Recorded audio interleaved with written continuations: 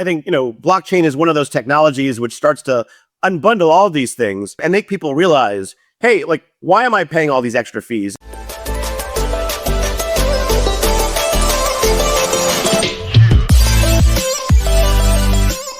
This podcast is for informational and entertainment purposes only and is not investment, legal, or financial advice.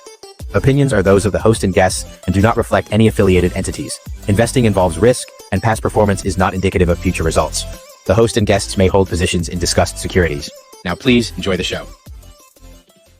Hey, Mike, thank you so much for joining me today. Super excited to chat with you. All right, Mike, you're the founder and CEO of XP.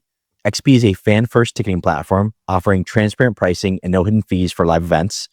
You've been involved in tech since the inception in like the late 90s. Previously, you founded campusfood.com, which is acquired by GrubHub, and you founded another tech startup called Blueprint, and you were the entrepreneur in residence at Northwestern University for almost 10 years. All right, so I feel like we have so much to learn from people that were in the dawn of the tech scene back in the 90s. I'd love to hear from you, what was the experience like? Because, this is like, now we're talking about blockchain and AI and kind of these more advanced topics, but you were at the dawn of when like the internet was starting. So can you tell me about those early days in like the late 1990s? Sure. Well, first of all, thanks for having me on. I was a college freshman in '94 when I remember Netscape first came out. All right, and it was the first browser on the internet, and running to like download this way to like access all the websites and all the information out there, and everything was so new that there really wasn't even much to look at, right? Everything, we went from like this really like DOS-based, telnet-based system to like a web page, and it just opened up the imagination for so many people to start building on top of it. I think it just captured the imagination of so many of us that, hey, any of us could publish, any of us could read, and it just created just this really great environment for builders and everyone. And so what was the thought process of people building back in the 1990s? Was it like, okay, there's a new way to spread information, or, because I feel like back then you weren't able to build, maybe I'm wrong, but significant applications where it's, kind of, I don't know, Airbnb or whatnot. It was more informational, like, okay, we're going to take, the newspaper and put it online. So what was kind of the big unlock in your mind? Yeah, I mean, it's funny. I think things go like, it's cheaper, like then faster, then better, right? I think a lot of the earlier stuff was, how do we put this, comparable online and make it, just at least cheaper or accessible. But I think for the most part, what got so many people excited was just that it was open, right? Is that anyone could just, all of a sudden engage and comment, and, your little bubble, your little universe in your neighborhood or your college town, all of a sudden was available to everyone. Again, I started, from this, I started campusfood.com. I couldn't get a tuna hoagie back in the day, and I'm like, I could fix this, right? This busy signal, I can get around this, to the point where, I put a menu on the internet, and when you connected it to an early database using some really proprietary janky stuff to transfer information, read and write, and it would spit out a fax. It would spit out a fax to the restaurants, and that would have they get the order, and then they would go do the delivery, right? The payment, there was no payment infrastructure. Like literally people would put their credit card on the fax. It was totally not the world of security it is today. People would pay cash at the door, and that was the system, right? But it was the idea that anyone could really just put something out there and anyone can use it. It was just kind of this really empowering thing, especially for someone, studying early computer science in the day. That's so cool. Okay, so the main issue of campusfood.com was the payments. I mean, obviously, like the infrastructure for so many things was not there. But would you say the primary limiting growth factor was the lack of payment solution? I think the early, for me, the problem was I got a busy signal. They got my order wrong, and they hung up on me once in a while. I was trying to call back. So I think, look, the reason I had to start it in college, it was called campusfood.com, because the only people back then that were on the internet were in college, right? So, there was no high-speed, internet anywhere else back in the late 90s. So the problem we were solving, like the users just weren't there anywhere else, right? And so you had these small pockets of people everywhere. And, at that point it was Alta Vista and some really basic like search, Yahoo. But like, it was really the early adopters who were so like rabid about using it. And then a lot of the the day-to-day infrastructure. Like, when you talk about Airbnb, that world is very, what I didn't realize is I was one of the earlier folks to come in on this marketplace concept, where marketplace is very local, right? There's a reason that, you have something in the real world tied to you, whether that's travel or entertainment or food. And and for that to really take root, you need density, and you need density of users that are willing to all engage in one area. Like college in the 90s was like a perfect like hotbed petri dish for a lot of this exploration. All right. So I see that you're intrigued very early on from marketplaces, and obviously that'll play later on with XP. But at what stage do you start having conversations with GrubHub? I thought GrubHub was like I don't know. I thought it was a relatively recent company in terms of internet years, but was it also started in like the early 2000s, maybe late 90s? Yeah. So, just a little, I guess, food delivery history. So we were like the first in like, 97 or so, again, in college, because that's where the users were. The next company to really take root was a company called Seamless out of New York, because they focused on corporate, right? So who got internet next? It was corporate, right? And it was just, if you were a lawyer or banker staying past 7 p.m., you would really, you use your food credits. And that was really what, took root in huge market. And then GrubHub was more like 03 or so. That took root mostly Chicago, San Francisco. And then that was really off to the races from there. And the VCs rolled us all together basically almost 7-8 years later, as we all gained traction, but in our own markets. So, we were these kind of tertiary college towns around the country. We were 300 college towns, right? We were, just crushing it in Madison and Syracuse and Ann Arbor and others. And then Seamless was New York. And then, as GrubHub, under the GrubHub brand, Benchmark Lightspeed rolled us all up in 2011. How did you enjoy your time at GrubHub? I think you were the entrepreneur in residence at GrubHub as well, or what was your position? I was. It was, it was a cowboy, days of like, we the company came together. I moved from New York to Chicago to be part of the executive team. And it was just, this company that, we were all, in our early 30s or so. And we're all just keep growing. Like we had the secret sauce that made it work. And it was just more, right? As more people entered the internet, again, this is like, these are the like late 2000s, early 2010s. Like it was just so early for commerce, right? We got a big boost with some of the unlocks for us on the campus food side was that like search became a thing in 2006 with like SEO, and then Facebook in like 2008, 2009 with their apps, right? Their Facebook apps like Farmville. I mean, every time a new platform happened, we would all jump on it to basically get like a growth hack in user acquisition, until the real big one was mobile back in 11 or 12, and that's really what unlocked the next phase. It's so crazy hearing you talk about like, we had search in 06 and then mobile. I'm like, because we take that so for granted. It's like, well, of course we have these things. Of course, like, you have unlimited reach with whatever product you're trying to build. But so in your opinion, do you think that we are like currently maxed out in terms of penetration to customers, at least in the United States? Or do we still have some growth remaining where it's like the last 20% of customers are able to be reached over the next like 10 years in the US?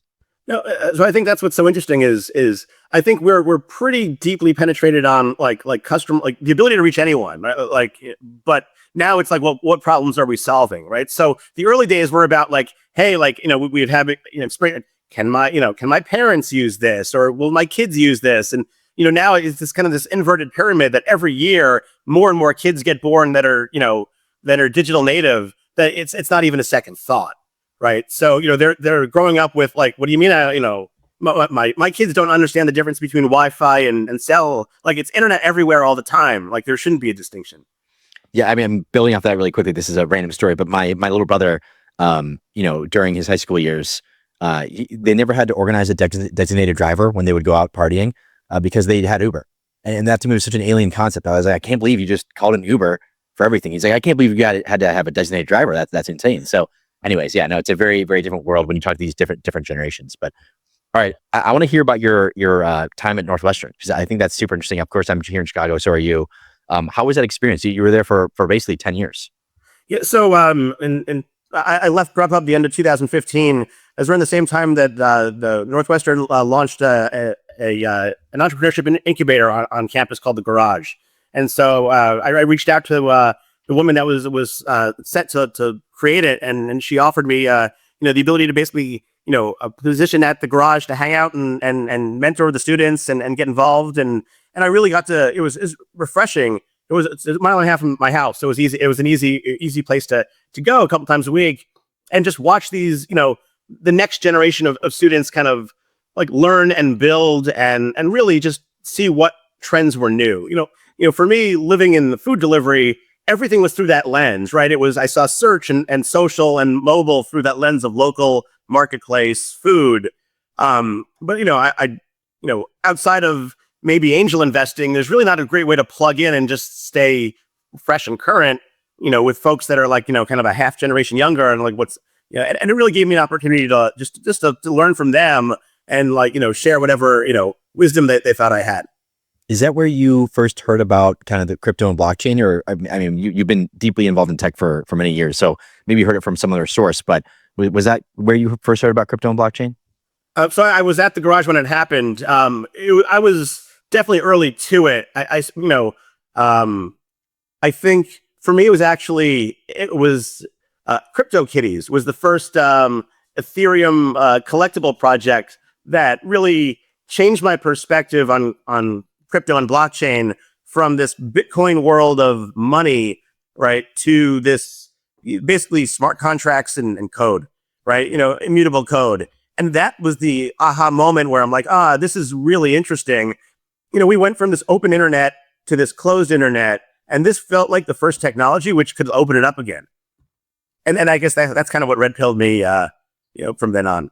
Yeah, very cool. It's like going from money to things. It's like, okay, now we can potentially ascribe value to all sorts of physical and digital things onto the internet, which is pretty crazy. So at what stage, so when you're looking at, okay, this is really interesting technology, were you going through different ideas? Because obviously you have the deep background in marketplaces and food delivery and whatnot, but were you cycling through a couple ideas, and what were some early things that you were excited on initially? So I think the first moment was, crap, I'm early again, right? Which is like, online food in the late 90s was probably about 10 years too early. This time around, there was a realization. It's just like, this is not ready for prime time yet. I technical background, my first, couple of months with this was just programming on Ethereum and realizing that all my time was being wasted on optimizing for gas fees, realizing that this is just not what any consumer would even want to think about. And so I kind of tinkered for a while, trying to understand what the there was, really what use cases is to solve for. But it just didn't feel like MetaMask and gas fees were the wrong, platform to for the next $1 billion company to really take off. So you're looking for alternative solutions. And I know you attended the Solana Grizzlython, which is that hackathon back. I forget what year that was, but can you tell me about when you're looking for alternative solutions other than Ethereum? What did you stumble upon, and then you ending up at this hackathon? Absolutely. So I think I did find Solana very early. It felt like it was the only thing that I got to work and not think about gas fees. This is probably in 21 or so. And that really was like, I was pretty pragmatic about it, which is like, hey, this thing works. It feels like it's got the right community of builders and technology to let it work. Every time I built on it, it felt right, but everyone was asking, well, are you going to port this to Ethereum or what? And practically I was like, hey, I'm going to build on this thing. If I need to port to another database later, somewhat, sure, but this at least gives me the ability to go on day one. And so I got a team together, again, a bunch of folks that I used to work with, back in the day, from GrubHub, and really just, and then I guess the Solana Grizzlython came around, I guess in 23, and we built something we thought was going to solve a problem. We encoded basically codes into a token, into an NFT. So basically, we're able to tokenize like a gift card number on the back, or like a unique coupon code, and let it be tradable in this like sealed envelope. And so you could trade it as long as it's sealed. And if someone wants to use it and open it, then they could. And so we ended up winning first place in the payments track of Grizzlyathon. And that's when we're like, hey, let's go all in on, this is probably the right time. If we're not early, we're late. So this is early enough. Did you were you thinking about right away, okay, tickets is a massive market, I want to target that? Or did you have any initial ideas before that? So the initial use case for this tamper-proof tech was really gift cards and coupons.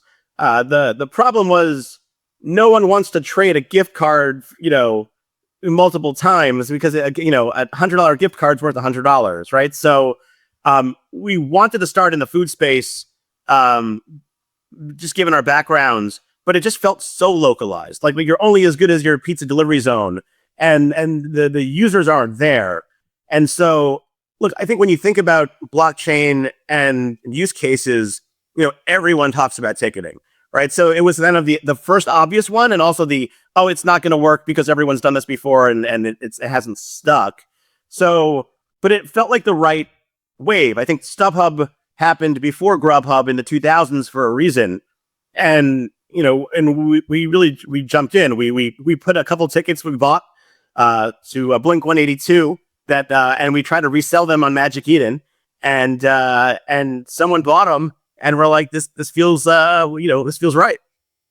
Yeah, no, it's funny you mentioned that because our team, myself, I've spoken to so many founders building products that involve Web3 and ticketing and how they're going to make it better and faster, cheaper, et cetera. And, it's still, we haven't seen the actual traction yet. And I would really want to talk to you because obviously you guys are experiencing really great growth right now. And so that's why I was like, I need to talk to Mike and hear the whole story. So I guess before going into, what XP does and how it's better and et cetera, could you tell me about the ticketing market? Because of course, we hear like NFTs and are great for solving the issues with ticketing and et cetera, et cetera. But what are the issues with ticketing? I know there's a litany, but could you kind of describe those to me? Sure. So when you zoom out, right, you have an artist, right, that wants to put on a show, right, and then they hire or a promoter to put all the pieces together, and that promoter needs a venue or a set of venues for the tour, right, and then they need to sell tickets to that venue, right. That's all those pieces in front of the artist has been monopolized by Live Nation Ticketmaster, right? So they're sitting in front of all these artists, and they're, it's just they own the venues, they own the ticketing platform, they're prepaying the artists for the tour, and then their job is to basically sell as many tickets 10 months in advance when they launch this thing as they can, as fast as possible. Right. So they want to recycle the cash and go from there. The artist wants the cheapest price for their fan. The Live Nation wants the most money for themselves and for everything in between. And so they're at odds. Right. And the artists are, want to be the good guys. But at the end of the day, they're not making money on every single ticket sold. They've gotten their prepay from Live Nation. And so think about it more like an IPO. Right. Or a meme coin launch in a lot of ways where, the on sale, they want a lot of hype around that 10 months in advance window to really sell these tickets. And then, but most diehard fans want in, and they're in these crazy wait lists competing against, bots and, and other speculators, but also a lot of other normal people that want to see the show just will think about it 3-4 weeks ahead, 2 weeks ahead. And so there's this gap of time, right? And so in a lot of ways, the on sale is a problem because Ticketmaster wants to sell it all in, feel like they've sold out, create the hype, right? They need ticket brokers to provide liquidity coming in, right? They want the fans to buy them as well, but they need this frenzy, or it doesn't suit them, and then they have half a stadium empty. They don't want to wait 10 more months. So in a lot of ways, the action moves to like the secondary markets where, okay, a lot of people get their tickets, some brokers hold inventory as well. And then there's like this natural price discovery of liquidity of, what's available and when, and all the way up to the event itself. But those marketplaces for secondary, kind of like an IPO to the NASDAQ, it's pretty obscure and not transparent. And up until very, very recently, tons of hidden fees and dark patterns to make people FOMO their way into a really ridiculous price. Okay, so I want to talk about a real world example. The Savannah Bananas, I don't know if you know them. They're like this like funny baseball league that's been growing like crazy. They're coming to Chicago this fall, and I really wanted tickets. And their whole shtick is, hey, we're a funny baseball league, number one, but number two, our ticket prices are cheap and our food is cheap that we offer in our stadiums. And I went online, and I forget it was StubHub or who knows where, but it was like $330 for a ticket, for like a regular ticket. And I was like, man, this is crazy. I went to their website, and it said that, hey, sorry, we are actively trying to figure out ways to offer cheaper tickets with, I think it was Ticketmaster and the other one or whatever. So I was like, well, how is that possible? Like how could you tell me, like, how is it possible that these companies are they buying every seat in the stadium like the second these tickets go for sale and then putting them on the secondary market? Or why is my ticket that was supposed to be $50 now $320? So that it's all of the above. I mean, in some ways the promoter for these events holds back tickets just to create, fake, demand, right? And then they'll launch, ahead of time other pockets to create these. There's just no transparency in the space, right? So when you think about like the stock market, there's always a fair market value for a share of Apple, right? There's always, there's always an NBBO, there's order books, there's, all of the above give you the tools to know how much is out there and at what price, and to make smart decisions.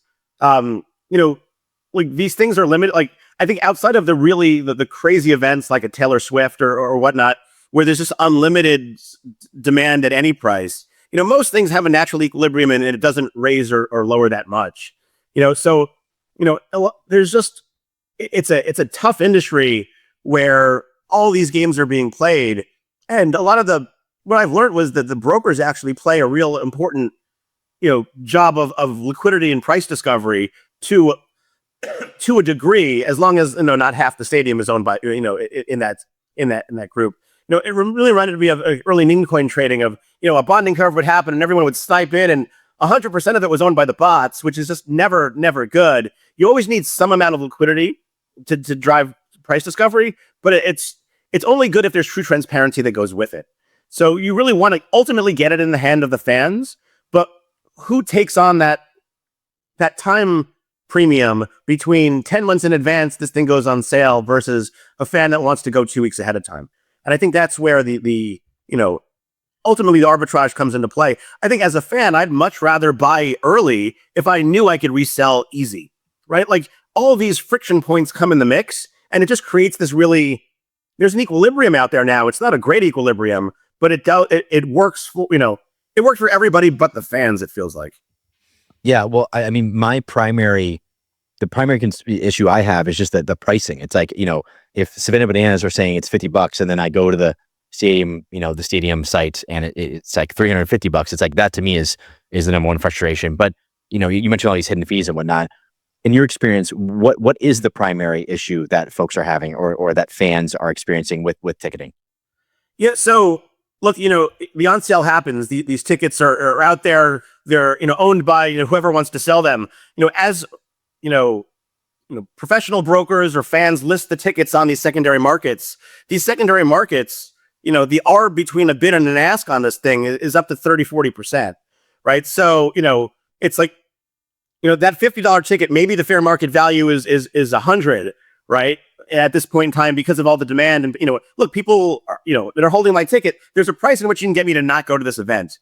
Right. And, not as and so I guess if I list it for $100 and the buyer is spending $150 on it, then we're both getting screwed. And if that happens more than once, then every time a transfer is made, the middlemen marketplaces are just extracting so many more fees for the role of discovery and fulfillment that I think in an open, transparent world can get pushed really, really low.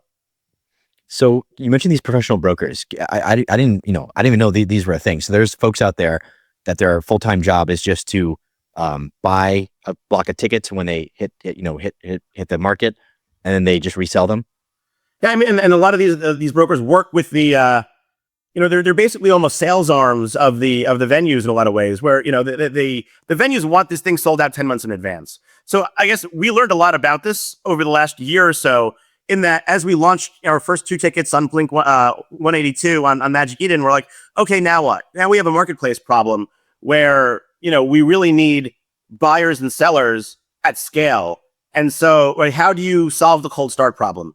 And we ended up realizing that there is a lot of infrastructure out there on the broker side to plug in and get what turned out to be access to about 50 million tickets across 100,000 of the top events, at basically, the ask price from the broker, right? So, and what we realized is that these prices are actually much, much lower than we see on the secondary market, the incumbent marketplaces today.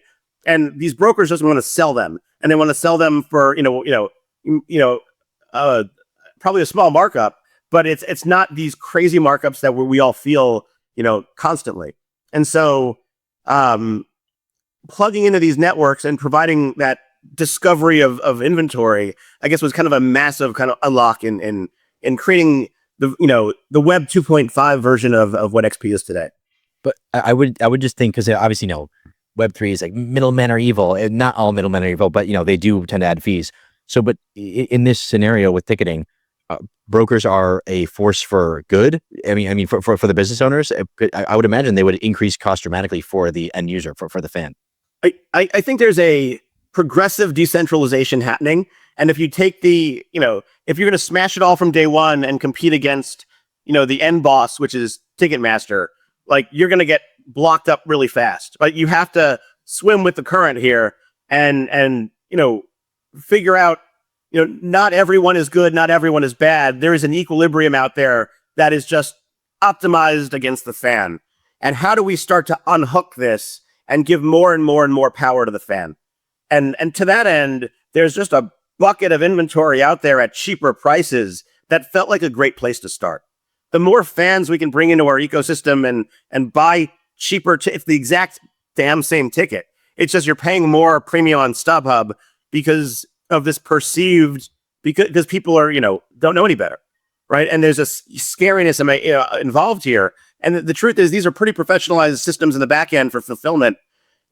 That was our wedge in to be able to just give fans something of value to really, engender that trust, and then provide more and more services and tools that ultimately are for the fan. So, I go to StubHub just because I know it, but obviously now I know XP. So for next time I go buy these, Savannah Banana tickets or whatnot, I'm going to just use XP, and the theory or in actuality, I will just not pay any hidden fees. I'm not going to go to my cart when I buy the ticket that says $50. It's not going to end up being $150 for all these hidden fees. It's going to be just whatever it says. Is that kind of the selling point for XP? You're not going to find any of those hidden fees with us, right? Those are just the FU fees for no reason. I mean, there really is no reason for them to put those fees at the end, except that there's some dark patterns that help their conversion metrics and piss off the fan. And also, the exact same ticket we're around 20 to 30% cheaper than you'll find on those sites. So with these, Ticketmaster, StubHub, why have they been so dominant? Because they're kind of this duopoly. I don't think anyone really likes them. People always complain about them, hence why we're having this conversation now. But what is it structurally that is stopping folks from really just being like, this is a terrible service, people are not happy, I'm going to make a version that's better and improved? It's funny because again, coming from the food delivery side, toward the end, the fees just got more and more extractive on food delivery, and everybody's like, why are you charging these convenience fees that aren't convenient? Why are you marking up menu prices? Am I paying $80 for $40 worth of sushi? Like everything just kind of got out of hand, and it just there's just this kind of incumbent life cycle that customers are not looking for alternatives or because it just I think personally, it's these kind of large platform shifts that come in, which start to eat away at just kind of, these systems that have been in place, and they work because they work and they worked in the past. And I think blockchain is one of those technologies which starts to unbundle all of these things and make people realize, hey, why am I paying all these extra fees? And hey, I could see the price for everything open and transparently, or I can pay, with the stable coin even, I think that comes for a lot of industries. Like, why are we all paying Visa, an extra couple of points just to, for the right to take my money? Like, all these things become obvious in hindsight, but while you're doing it, it's really the early adopters, which are, or the younger generation, which just doesn't have the experience of the older generation to start to unlock these trends. Can you kind of break down if I were going to spend $1 on my ticket for Savannah Bananas or whatever, could you break down where it goes to today? Like, this amount, if 20% goes to StubHub and 20% goes to the broker or what? Can you just break that down for me?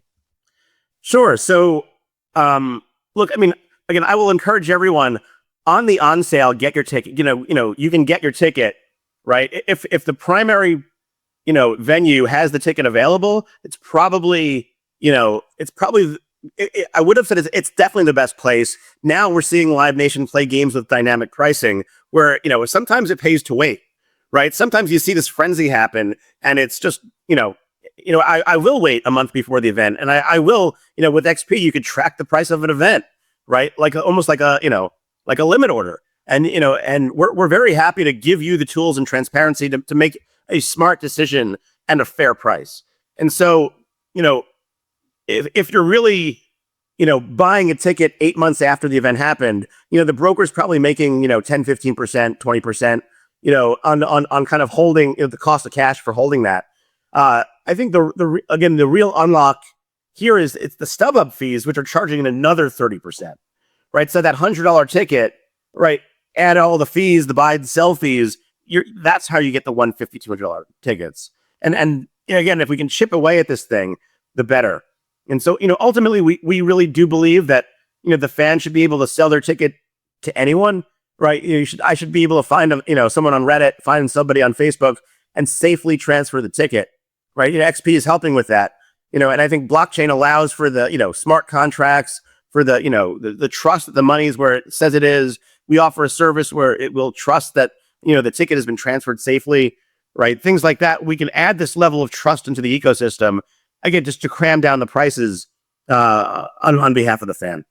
So do you imagine a market in the future where, we'll call it like the Magic Eden for, say it's just like XP Eden or whatever you want to call it, just for all these different tickets where people like myself, regular people, are buying their Savannah Bananas and maybe reselling a couple as well? Or like, is that secondary marketplace going to really happen on a Magic Eden, or will it happen on a centralized, like non-Web3 platform? I think my belief with blockchain under the hood is that all these things are pretty composable. So as a fan, I have a ticket to sell, right? I may have XP help me, validate, verify it, but I want this thing going across every marketplace, right? I want this thing, on Farcaster. I want this thing, anyone that could promote this thing could be anywhere, and it's kind of first come, first serve. So if we really take the centralized exchange model and kind of, decks it out, I think it really allows for these really wild new opportunities where we're pressing down on the price of discovery. And we're really, allowing anybody, any influencer can help sell tickets, basically, or give someone access, to this. How many times have you been in a situation where you're stuck with these extra tickets and you want to sell them? And we should be able to cast a wide net. And again, these blockchain systems are open and composable that should allow for that to take root. And you mentioned that the artists themselves are not really even happy with the current status quo of Ticketmaster, StubHub, etc., because they're getting not fleeced, but they're also getting hit with lots of fees and less control. Is that right? It is. I think the end goal for us is how do we, represent the fan, but also better connect them to the artist, right? We've been talking to more and more artists because, I think, again, I look at the secondary market as our wedge in to help fans and give them real value with open, transparent pricing. But ultimately what they want is more from the artists that they love, right? And the artists we're hearing, they don't get the data on who their fans are, right? The fans would like do anything, for extra experiences to really share and collaborate. We've been able to, bring in additional, VIP experiences, merch, all sorts of things to, a subset of our fans. We really can give them more. So ultimately, what could this look like? You really can better reward the fan for being connected to the artist. And I think this kind of, a marketplace as a layer of coordination and not control is really what online marketplaces look like in the future. And coordination to what end? It's not just the cheapest tickets. It really is creating a better relationship with the artists themselves. So on XP, how are you getting this initial supply of tickets? Are you approaching, the band or group or sports event, whatever, directly and saying, hey guys, give us 10% of your tickets for this venue and we'll sell them on our platform? Or like, how are you getting this initial supply? So we've taken, again, a pretty pragmatic view through this. We started on the broker side, and that was what got the flywheel going. We just, at the Salon Accelerate event, we announced we're launching a true peer-to-peer product this summer that allows fans to trade with each other. And so we're starting to bring in fan supply into the mix, real just fans that can't go to the show. And we're starting to have more and more conversations with the artists themselves on how to additionally list, their, additional inventories, if we can provide, prove that it's for the fans. Right. And so ultimately, I think this is kind of it's a long arc to get there, but ultimately it checks all the boxes and provides a better fan first experience. And can you describe, because I think you guys launched a year and change ago with XP, and the traction, I think you kind of entered a hockey stick recently.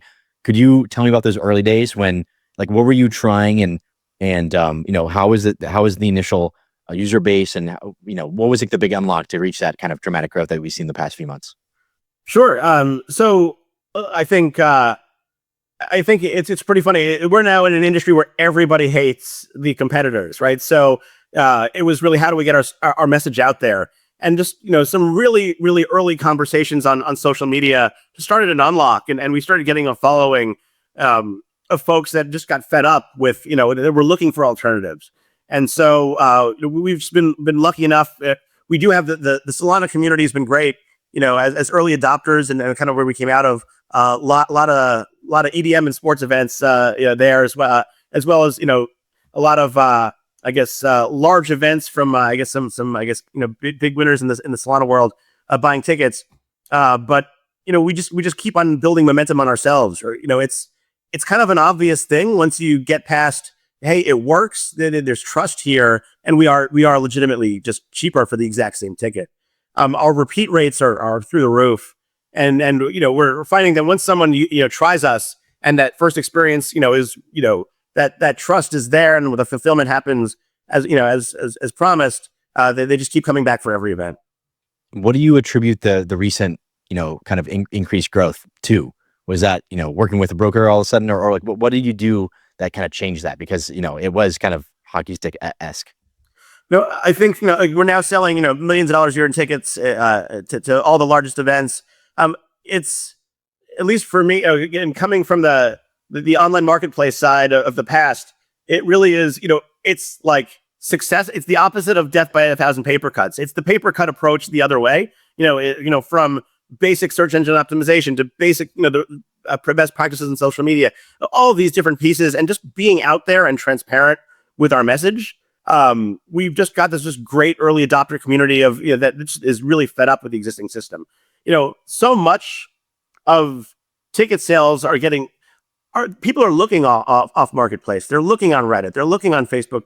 They're looking in alternate ways to buy and sell tickets, and we want to be part of that conversation. And so, I wish I could tell you that there was this one campaign that just unlocked us, but I think it's this combination that is just every week it's more and more. I'm very happy we're in the NBA finals right now, and concert season's coming up, and there's definitely some seasonality to this business, but outside of that, I think it's just our message is getting through. Very cool. In terms of the blockchain portion, is blockchain playing a role in identity or in payments or the loyalty factor? Where is Web3/blockchain playing a role within the product? It's funny, the more we didn't talk blockchain, the more our hockey stick continued. We absolutely use it for payment, right? So it's an option, right? About 10-15% of our customers pay with USDC. We offer additional rewards if you do, and it's great, right? It's something I think everybody should move toward. I think this peer-to-peer ability to sell a ticket to a stranger, I think is one of the really more pure ways of using blockchain with a real use case. And so, other than that, I think, again, this is progressively getting even more decentralized. I think you want your identity. The tickets that I buy, the information and data, around how can I as XP really be a layer of coordination around this? And, how do we connect that data to artists themselves for more? I think you'll see more identity and rewards and loyalty touch blockchain. We came out of Grizzly Thaw and we are seeing this as blockchain first, but we can't build this as like a DEX on day one, or, because again, it's not about trading tickets for, it's really about getting the fans access to the events that they love. Absolutely. I mean, we tell our own portfolio companies, it's either you're building for a very Web3 native audience, some very decentralized kind of Web3 product, or if you're building for traditional consumers, you don't want to even talk about blockchain at all, or else people will get turned off. So, makes tons of sense. You mentioned rewards if people are spending USDC. Can you talk to me about gamification? Because we had a previous conversation, and you mentioned gamification. You also mentioned a product called XP Drops. So I guess just like, give me your take on gamification and what's happening in the world of like online consumer products relating to gamification. Absolutely. So if you go to xpdrops.com, we run a weekly newsletter where you can sign up, and we run ongoing challenges to really engage fans, right? Like, so, most people go to a show or a live event, a couple times a year, but, they're seeing, they're listening to Spotify all the time. They're watching every, NBA, NFL, MLB game. Right? How do we engage this audience? And I think the whole world has moved into like, gamification. I think, everything is, from Roblox on up, right? To, we kind of expect that, right? It's our new way of communicating with each other. And so I think just having ongoing challenges, whether it's community challenges or bringing artists into challenges, I think is just a really great way for content to, content to be engaging. I think there's a lot of opportunities for blockchain to connect as well, because it's, these games become provable, all right, and they become open and fair as well. And so, I think, we've been having a lot of success with people signing up for this newsletter, because it's just an ongoing way to reward fans immediately by bringing them into our world. My thoughts on gamification are that the internet is now saturated with so many options where people can spend their time and attention, that you kind of need to add gamification in order to stay competitive. Because before it was like, oh, you just, show up on Google or whatever, and then, oh, you just post on social media. Now it's like, you need to do all those things, and you need to make it a fun, engaging experience. What are your thoughts on kind of the broader internet, at least consumer internet, turning towards gamification in order to, is that to stay competitive, or is that just increase spend, increase engagement? What are your thoughts on kind of the broader trend? I think, coming out of social media, right, the need for attention is so great that how do you break through? And I think, surprise and delight and we've seen so much of the world. I would have never believed that there's so much in the sports side. You've got like the betting sites and FanDuel and, and all these kind of folks. And, even to some degree, a lot of the meme coins were the gamification of, of finance in a lot of ways, right? And so, how do you use like even sweepstakes, things like this? They work, right? So how do you use them in a way that is helpful to people, right? How do you use these primitives in a way that gets people engaged and interested? And I think people are willing to trade their time for a chance at winning a prize, or that at least is a central, opportunity for a community to come together and all do something. We all have a shared experience together by playing this game, right? So it's kind of a combination of community and prize and winning. And and again, I think it's how, kids today are being raised. Everything is from the lens of, your first iPad game all the way on up. You can graduate to, Fortnite, Brawl Stars, Call of Duty, like everything are these kind of social events around gamification. Why wouldn't it be everywhere in our products? Why wouldn't it be, if I want to just buy something quickly, yeah, give it to me. But if I really want a more engaging experience around it, I would probably assume some sort of gamification should be part of the platform. What do you expect to be the most useful gamification levers within XP? So look, I think when you really break out by thinking these primitives, identity is critical, right? Payment and prize pot is critical, and everything in between, whether it's leaderboard or points, or and referrals, or all of those things really play a role. And I think what's so for XP, I mean, we called it XP for a reason, right? It's experiences, but it's also experience points. How do we start to bring this into the ecosystem at the right points in time? And I think that's a big thing of how we think about the future. It's like we really want this engagement. We want to reward a fan for being a fan. Again, today it's open, transparent, cheap tickets. But as we grow, we really want to reward that fandom. Avoid the bots, avoid the farming. Proof of identity, proof of fandom plays a real big role in this. Yeah, it's if there's like proof of attendance and whatnot, and badges that signify like, oh, Andrew's been to 10 Savannah Banana games. Like he loves Savannah Bananas. Like we should, Savannah Bananas should know that Andrew's such a big fan. And then hopefully we can make up some sort of deal in order to reward that fandom. So is that how you mentioned the longer term of XP, where your fandom is verifiable and visible to third parties? So ideally those people, those folks can engage you and hopefully sell you more, and you're also a happy customer. Well, absolutely. I'd take it a step further and say, you own that data, right? Like right now, a lot of that, we talk about marketplaces, but ultimately the biggest ones are like the Facebooks and Googles of the world, right? You should be able to get more for the fact that you are a Savannah Banana fan, right? You should be able to, control the privacy and all, but, promote that to other events, or right? You should be like, what do I get for being a Savannah Banana fan? Like bid on it for me, right? And all this has to be done behind the scenes, and and maybe we talk, maybe AI in the future really kind of allows us to kind of have folks working for us in the back end, without really knowing. But how do you, on the XP side, I want to be this layer of coordination, right? Hey, yes, I can prove that Andrew really, bought those tickets, or I could attest that, the off, I guess the real world stuff, I can help you bring it on chain. But then the opportunities that anyone can build off of should be endless. So it really serves XP to be more of a platform than a marketplace. And really, I think that's where this all connects. What's an interesting finding that you've discovered when, on both sides, with the buyers and sellers, like the actual, individuals like myself are buying and selling tickets, and then the actual, groups that you're working with, whether it be sports groups or bands or whatever, have any interesting insights that you've discovered that were surprising to you? You're like, oh, I didn't realize that they wanted XYZ, or they wanted this thing solved.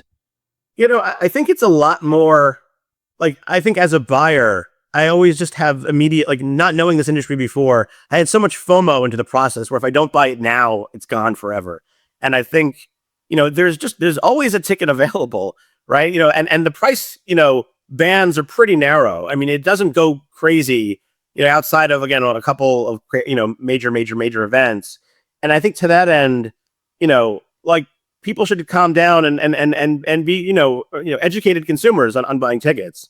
And, I think, on the artist side, the artists really want to connect with their fans, right? And it's really, there's just so many people in between that it's, and there's so many large entities that are kind of, hiding the ball and controlling the data, controlling the money, that it really creates these, it creates the situation we're in now. But so many of the direct, stakeholders really want something much, much better. How do you think about building a moat within this business, especially with two massive kind of incumbents? I think we have to pick a lane, and I think our lane is the fan. I think the more we're constantly, we're building for, we do right by the fan, whether, we have real people that are, answering chats. We have real people watching, order fulfillment and making sure that we have the right inventory at the right price. I think trust, is just a huge part of this. And I think our initial moat is just building a fan base that trusts us to then, take that and then engage with more and more artists. All right. So paint a picture 10 years in the future. Where are you, and where's XP? Like, what is the ideal landscape of ticketing? And also, where's XP, the company? I think as we continue to grow, I think we really want I want to have anyone that's a fan of any live event to really have a basically a profile, a passport on XP, and really be able to and to really show that off and coordinate in all sorts of new ways. And I really love to work with artists to bring the most value to those fans, whether that's tickets, whether that's additional experiences, whether it's really there's all sorts of new ways to better connect the fans and the artists they love. Awesome. Amazing. Mike, it is time for the closing questions. Okay. All right. What is the best advice you've ever received? Oh man. I think it's to stay curious. I think it's always, it's strong opinions loosely held. And it really kind of forces you to knock on doors and really just get to the ground truth of why you believe some certain things. I think if you kind of have something set in your ways, it's hard to see the next trend coming. In a lot of ways, I think what's, my entire career from Internet 1 to watching these cycles happen, it's, just stay curious and stay close to, these moments. And so that when you do see something, like you can apply a little bit of perspective on, hey, this rhymes with X, right? Things tend to rhyme, and if you're reading about it from somebody else, then you're not doing your own work, and you really it's really when you're a bit of an outlier and you're right is when it really when things start to go exponential. Love that. All right, if you could instantly master any new skill to help you in business, what would it be? Oh man, my vibe code skills are getting better and better every week, and every other week another new product comes out, which makes me more dangerous. I love to just get better. I'd love to lock myself in a room for a month and get better at all these AI tools. Really? Okay, so you, like software development, like coding, like that would be the kind of the skill that you want to really master. Oh, absolutely. I mean, I think we are at an I think. Especially with AI, the coding. I mean, what I could have done, 10 years ago, I'm so much more efficient today. And I just have, basically what used to be a junior developer, AI bot is now a pretty senior developer AI bot that I can yell at. And wow, it's funny because online I see there's folks that are like, hey, forget about software engineering, don't even bother studying it. It's all over. AI is going to take everything over. But you're saying the opposite. You're saying, no, with these tools, you can do 100x more than what you could have previously. I think a certain type of person that sees software development as like a logic puzzle, right? It's not about like, let me lay the bricks. It's about like, how do I solve this problem? I think software development through AI is just, is a language. And then if you know that language, I think you won't need it, everyone being a software developer, but anyone who starts to master this, it's definitely a power up. Very cool. All right. What is one unpopular opinion you hold about building startups or building companies? Oh man. Unpopular opinion. I would say you really want to starve yourself from the VC side of things until you need it. I think necessity is the mother of invention. And I think too much money too early makes you can make you chase the wrong shiny object. And it's really when you start to get that, envision product market fit is really when you're most uncomfortable. It's a bad place to be, but it's usually the most effective place to be to actually solve the problem. Interesting. Okay. So should everyone that is launching a tech startup, should they raise VC, or should it really be used very sparingly and only if you're planning on making a major business? I think there's a lot of you really have to decide, what are you building, and is it a product, or is it a feature, or is it a business? And the more you can run on your own or with one or two friends to start to validate the problem, the better off you'll be. I think only when you start to have those kind of glimpses of spark is really where you want to light. And another bit of advice, it's if you pour jet fuel at the right point in time, you go to the moon, but otherwise you just light yourself on fire. Love that. All right. Is there a belief that you held strongly at the start of your journey that you've since changed your mind about? Um, Again, strong opinions loosely held. I've I I'm an early believer in crypto and blockchain. I've nuanced it 10 different ways since in starting in again in consumer adoption in incumbents like Apple pushing back on App Store usage of these things. I think blockchain is going to have a lot of additional benefits, probably for businesses, back end systems, things that I think we all thought were immediate consumer. I think we're going to start to see the consumer kind of happen, again, more progressively, and they're going to come in ways that are not just, it's not going to feel so crypto first. It's going to feel like crypto power ups. Totally. Totally. How is entrepreneurship? Oh, sorry. What has entrepreneurship taught you about people? Oh, entrepreneurship is not for everyone. And I think you really need a certain tolerance for risk and tolerance for really believing yourself that you're right. And there's a lot of survivor bias in this where, there's a culture here of it works for everyone and it doesn't, right? There's a reason VCs make these kind of power law bets where, most of them fail. I think you have to embrace